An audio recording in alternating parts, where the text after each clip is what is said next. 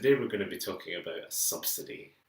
A subsidy is a very topical issue around the world, and if you search on Google you can find many news articles on the pros and cons and many issues about subsidies going on in the world today. So for this video we're going to be explaining subsidies and then we're going to be evaluating it. Now, this is a key skill to master for the microeconomics part of the course in the IB, the AP and A level. So we'll just crack on now and have a look at the definition of a subsidy. Now, a subsidy is a payment by the government directly to producers to lower costs, lower price and increase supply. Now, this can be seen in the diagram. If you'll notice in the diagram, there's a new equilibrium quantity with the supply shift. The quantity has shifted from QE to QS, and with that, there's a new equilibrium price which is lower at PS. Now, I also want you to note that the price received by the producer is now at PP. Now, so that makes it very clear what I just defined. So what the subsidy does is that it increases supply, therefore decreases price and increases the quantity. Okay, so that's your explanation. Very, very simple. Okay, and that's the idea behind it.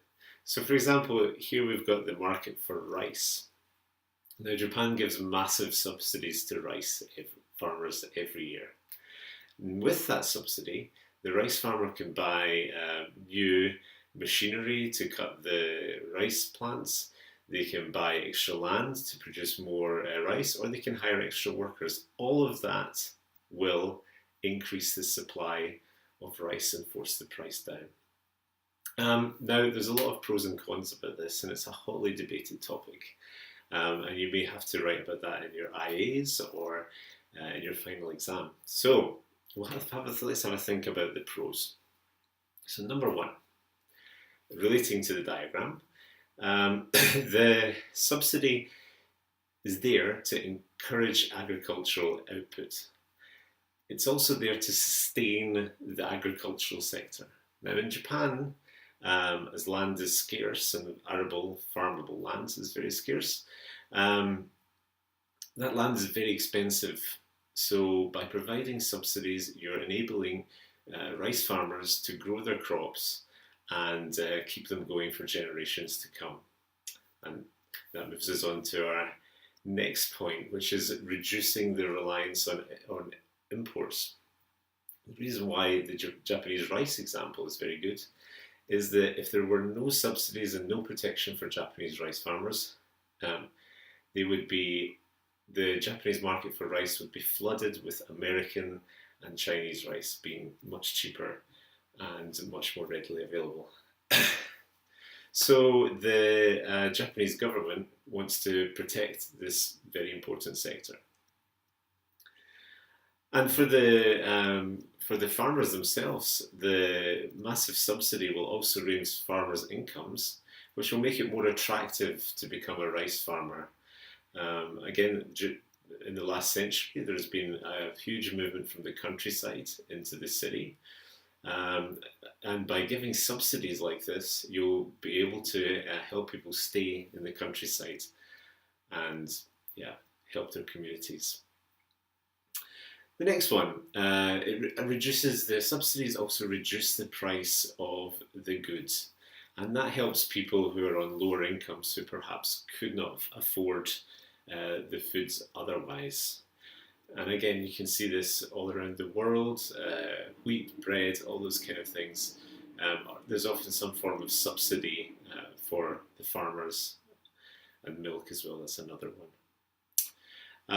The other key point, which you'll talk about when you talk about market failures, is that it will increase the consumption of healthy foods. So if they're subsidizing vegetable farmers or many other types of goods, that will increase the consumption of that goods.